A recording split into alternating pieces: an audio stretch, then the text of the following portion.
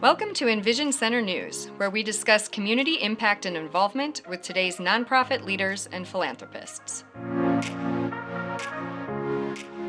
Chrystle, thank you so much for joining us on the podcast. Let's kick us off by just telling us a little bit about yourself and your organization. Wonderful. Well, my name is Chrystle Horvath, and I'm the Executive Director of Bonner Community Housing Agency.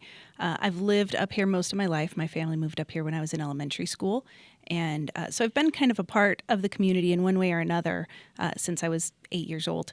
I left for a bit out of high school, and when I came back, I found it was very challenging really to kind of figure out anything about what I wanted to do. And I was a young adult, of course. I was 18, 19 years old at the time, and things were very different. But that put me in a situation where I ended up going into law enforcement, and I really loved it because I got to help people, which shaped my entire life, essentially, which is why I'm a part of Bonner Community Housing Agency, because this is another way I get to help people in a really impactful way, because so many people struggle with having a secure home and a secure place to live for themselves and their families. So we strive to build homes that people who make the average median income can actually afford to purchase. And we do that in a number of different ways and a number of different programs. But the overreaching and overall mission is that people who live here and work here at the wages we have can afford a home, ideally.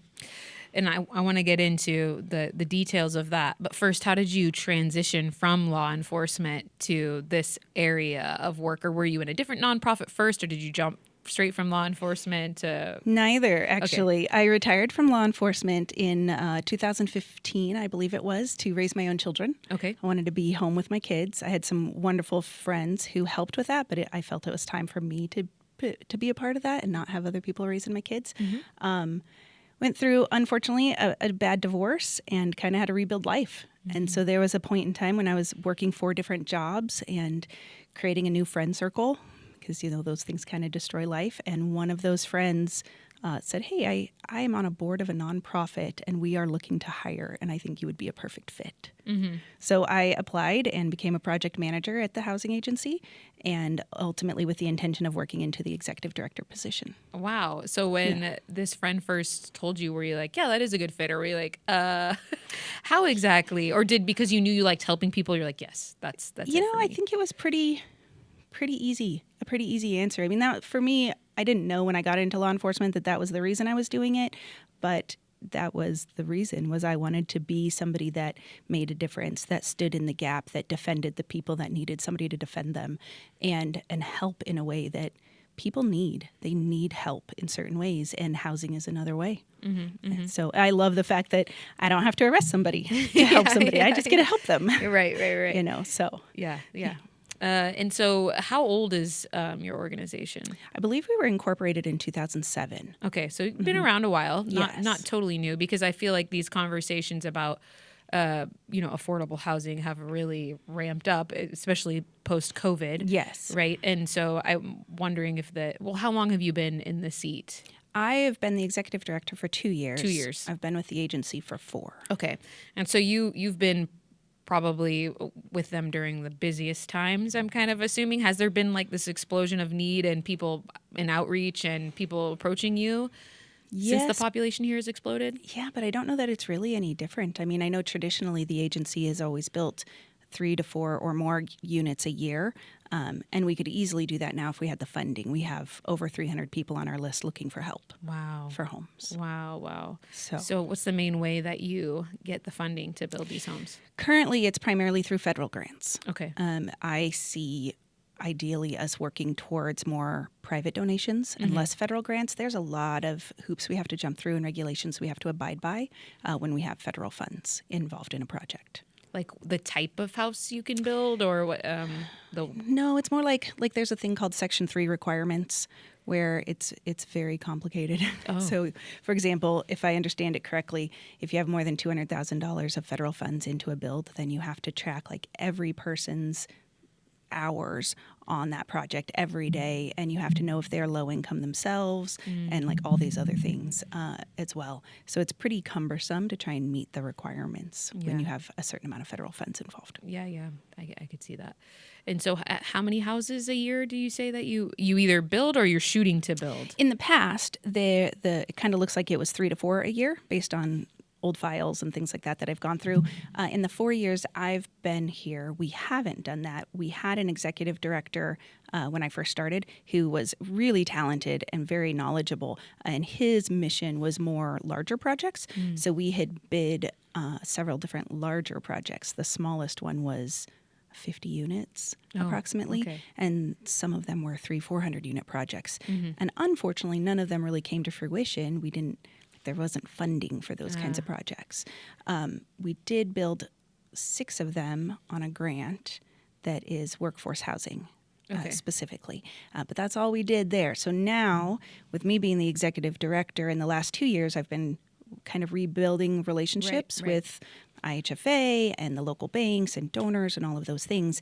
We are now partnered with Kinnicksu Land Trust and LEAP out of Boise. So we have a goal of 100 homes in the next 5 years. Whoa. So Yeah, that's what we're shooting for. And so when you say homes, it can that look like then a variety, like an actual, when people say like a home, a house, or also like apartment complexes, or is it a combination, or what does that look like? It's probably going to be a combination. We're working on 6 right now in Priest River, and those are more like triplexes. Okay. And then I have one lot in Ponderay that we closed on less than a month ago, and that'll be a single family home. Okay. And so it's just going to depend on the property and what can be done on that property based on zoning and space and all those things. Is it difficult to acquire the lots and the property? Yes. Because of within budget, or just because it's just expensive? Is that the main reason? Yeah, primarily the cost. Yeah. And so how do you go about, or maybe are there some strategic ways that you go about acquiring that? Is there benefits to somebody who sells, to an organization like yours versus to somebody else? Yes. We can do a tax deduction for them. So we can do them a tax receipt where they can, if they reduce the price from market for us, they can get a deduction for their taxes. We've had property owners donate property. That's been a while, but it has happened. Yeah. Usually they'll do a deduction. What we've kind of found in running numbers is we really need to keep the sale price anywhere from $250,000 to $350,000, depending on where you're looking at building. Obviously, incomes are a little lower on the west side of the county than here, but even here, we still need to try and hit that lower end. So that means for it to be affordable, we really need properties that are $40,000 to $50,000 each. And so whether that's donors who donate to help purchase and build, or that's property owners who are willing to reduce costs, even if it's just one lot, if they have 10 lots and they can reduce on one. Yeah. Even that would be really beneficial for us. Yeah. So I guess, can you define for us what you mean by affordable? What counts as affordable housing? Sure. For us, what our mission is people who make the average median income. So that varies based on family size, but approximately for a family of 4, that's around $57,000 a year. And that's, I want to say, 60% of the average median income, if I remember my numbers right. And so what I find, though, is even then most of our 4-person families, they're not making $60,000. They're making $30,000 to $40,000, and they might be working multiple jobs, and they may be single income earners or double income earners. It really, really varies on all of those factors. But the income up here just isn't that high for most of our workforce. Right. It's unfortunately it is lower, and so we have to keep things in an affordable number for them. So one of the ways we do that is we also package loans through the USDA. So what we've kind of been finding is if we can build the home and package the loan for them, then they could actually afford it. If they have to get the loan on the market, the interest rates and the down payments and all those other terms make it to where it's really not affordable on a monthly basis. And we want a home that's affordable for a family, not just today or tomorrow, but even in 2 years. Right. Where the mortgage hasn't caught up with them and they're struggling to pay it. Yeah. And so maybe what are some misconceptions that you probably run across with people understanding who exactly is kind of your clientele and how many of them are? I mean, you just told me the wait list not a few minutes ago, and that's a long that is a long list. And do people that live here really understand the situation on the ground? Yeah, I'm not sure. We allow anyone to be on our list. So even if they make income that is too low for us to actually help them with at this point, they're still on our list because there might be something that comes up in the future. Occasionally, I have a landlord contact me who has a rental and they want to keep it more affordable. So cases like that, they might be a good fit or a good candidate for that program. Or again, if the 6 units in Priest River, they're specific to the west side of the county. But if they weren't, which again, we're hoping to do over here, then some of those people might actually qualify for those types of programs because the cost is considerably lower.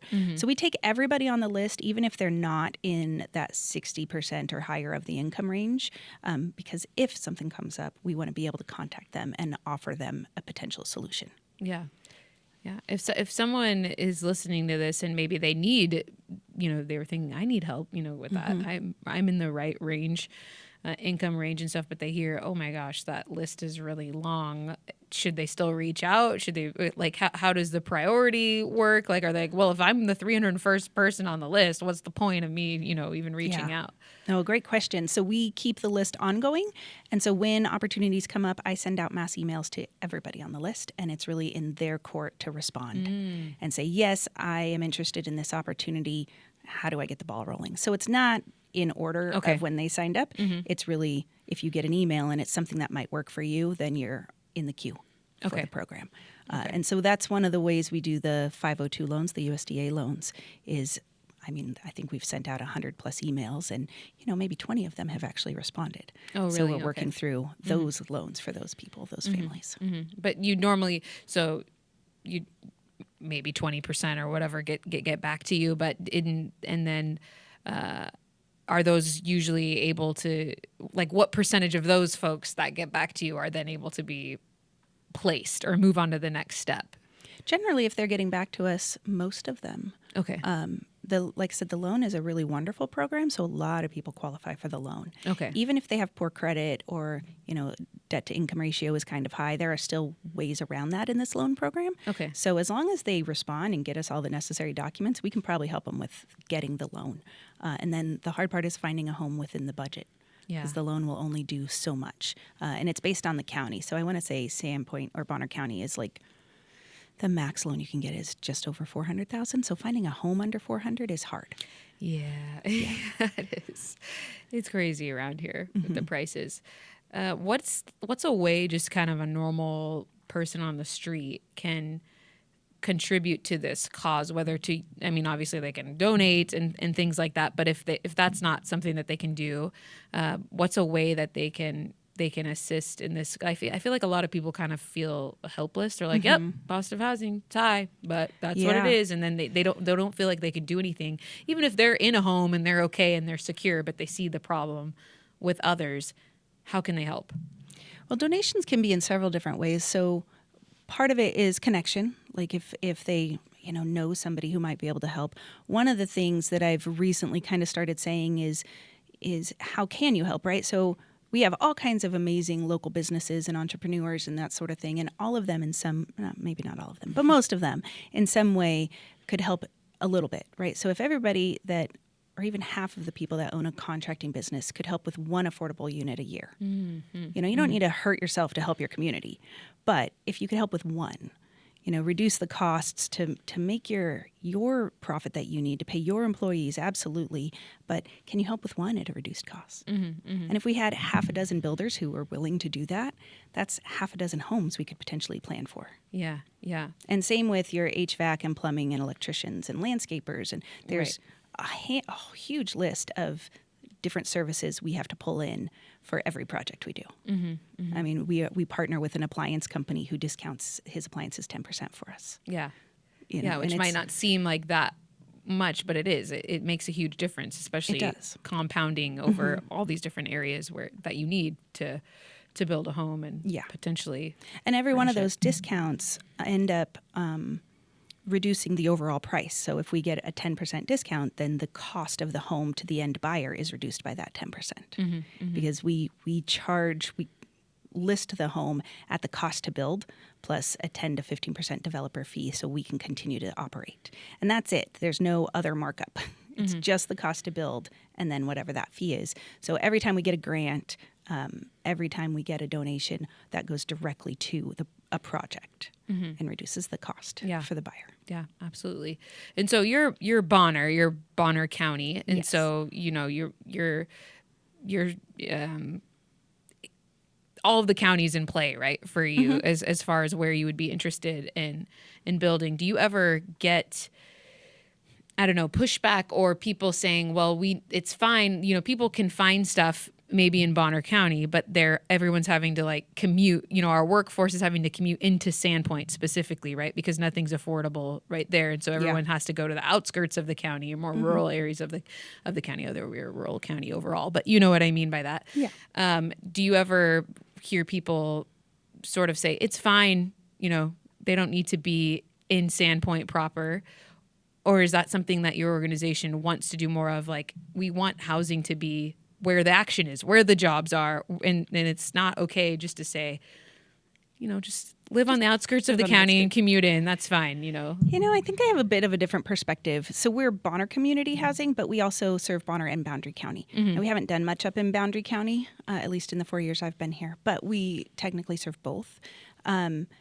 I grew up here, and I grew up north of town, 15, 20 minutes up in the Samuels area. So for me, I kind of see it as you live here for a reason, and a lot of people want to live rurally. Yeah, for right. most people, that's not really an issue. There are people that would spend more on a car than they will on their home because they understand they have to be able to commute to get to work. So I think it really varies. The only pushback I've really received is actually from like organizations who have given us grants, where they had some concerns about locations of property we were looking at being too far away from amenities. And I had to have intentional conversations with them and show them on a map, well, actually, Lower Pack River isn't really that far away. It's a 10-minute drive. Right. It just looks far. And once they understood that, it wasn't as big of an issue. Ideally, it would be closer to amenities if we found property. The lot we secured that we will build this summer for a family is in Ponderay. Okay. And so that's fabulous. I mean, it's super close to everything they could need, if possible. But really, the cost in keeping it affordable is just as important, if not more, than being close to amenities. Do families and people that get on that wait list generally have like a strong, I need to be here or there in this city, or is it usually pretty, you know, get me, because this is a very drivable county, right? It's not like if you're a city person, you see they're 10 miles apart, that means a half hour of driving. It's like, no, that's not what it is here. That's 10 minutes of driving. A little bit different than a city dynamic. So people usually are a bit more flexible about where they can be placed. They are. I mean, once in a while, we'll run into somebody who really wants to live in the Sandpoint city limits. And honestly, those few times we've been able to make that work. We have a landowner who we were trying to do a larger project with, and they ended up working with this one particular woman who really felt the need to live in Sandpoint, and worked with her on a price on a piece of property and a new construction build. And so we packaged the loan, and we got them all connected, and so we had a landowner who was wonderful about that. So sometimes you're just about making the connections too, and you're not really involved past you packaged her loan, but then from there on, she kind of managed the rest of it. That's pretty cool too. Yeah. And so do people come to you and then you kind of maybe, do they fill out a questionnaire or you interview? How do you know whether it's like, okay, we're going to be heavily involved, or, you know, we're going to help you with the loan and then you'll be able to handle it from there? Most of the time I try to do a one-on-one interview when they come in, so that when I'm filling out, we have a one-page intake form. And when I'm kind of filling that out, then I kind of know what their situation is and what programs could likely help them. And we get it into our database. And I have one employee who packages loans for us. So if it's a loan situation, she'll take care of reaching out to them and kind of handling all of that. And then we try to give them as much information we can as far as other housing help in the area. It's just, unfortunately, the lists are long everywhere. So it's, you know, kind of a double-edged sword, because we're like, here's hope, but, you know, the lists are long. So it's not short-term hope.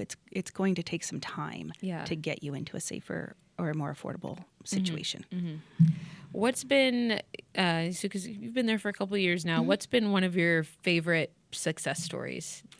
I am a loan packager as well, but I don't have time as the executive director. But I did package one loan last year for a family, and they had come in, they had gotten a loan on the market for $395,000.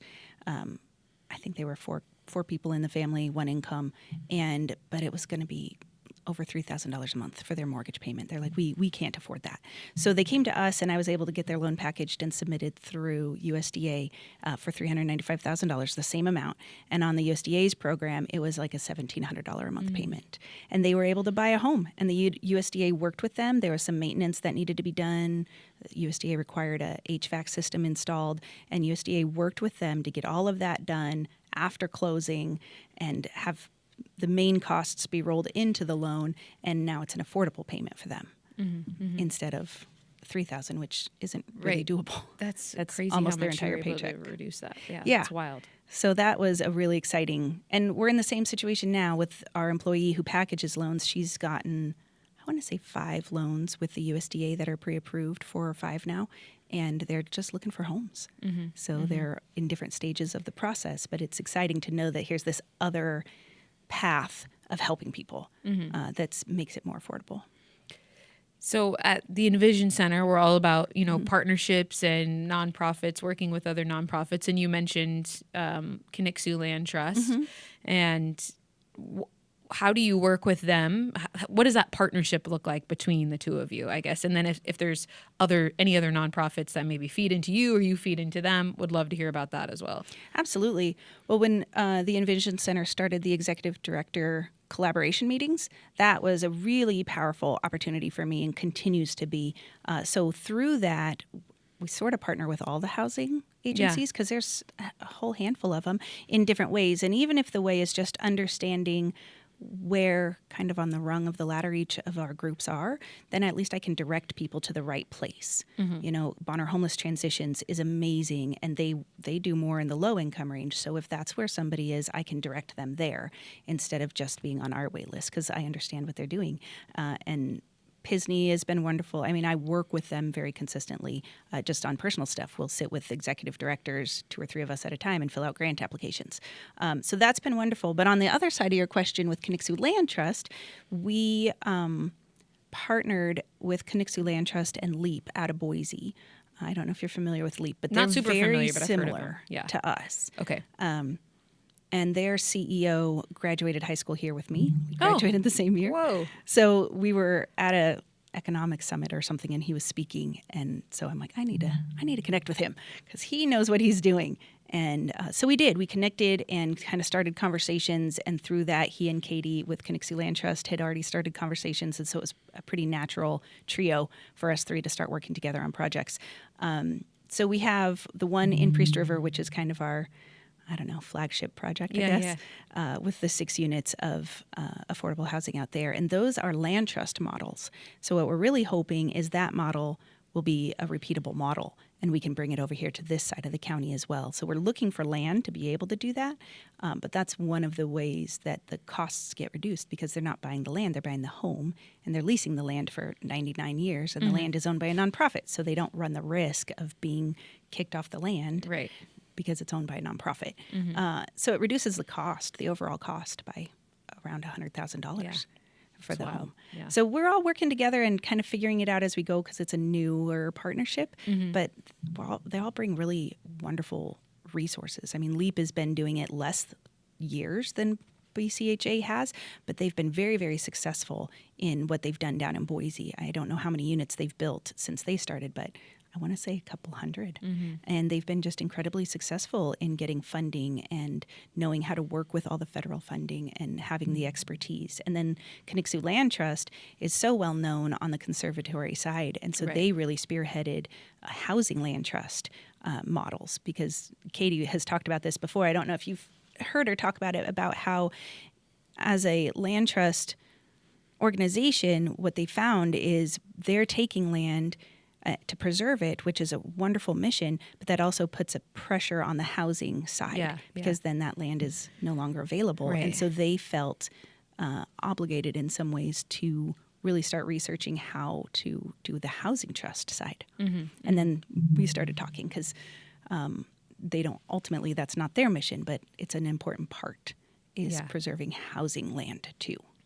So we're excited about the potential and looking for the next project over here. These ones will be done probably March, April-ish, and will house 6 families. So exciting. Yeah. And this might seem kind of like a silly question because you've sort of just explained this, but in a nutshell, like what would happen to our community if you just ceased to exist? Like tomorrow you just said, our doors are closing, goodbye. We're not going to be serving anymore. Like how would we feel that?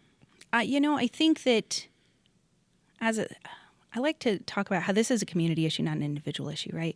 And what we're trying to do is help the people who make the average median income, right? So that's your gas station attendants and your waitresses, that's your nurses and your teachers and your mailmen and your police officers and your firefighters.